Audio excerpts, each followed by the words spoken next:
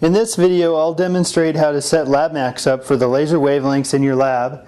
I currently have this meter attached to an LM3 thermopile sensor. This sensor is calibrated at 10.6 microns, and you can see that the meter has selected this wavelength as its default wavelength when I turn the system on. To set up wavelengths, we enter the Setup menu, and first scroll down to the Wavelength Table Edit menu.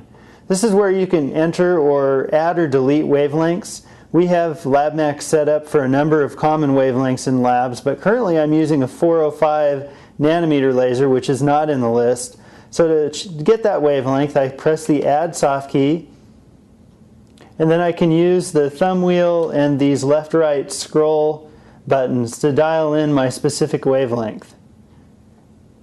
So there's 405, I press the thumb wheel, and now 405 is in the list. If I don't have all that many lasers in my lab, I can actually delete default wavelengths to clean up this list. So I'll go ahead and delete all the other wavelengths.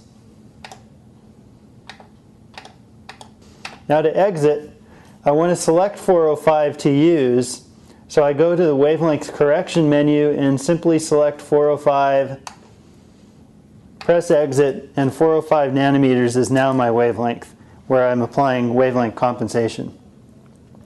If I want to change this, let's say I want to go back to 10.6, I press the Setup menu, scroll down to Wavelength Correction, hit 10.6, and now I'm back to that wavelength.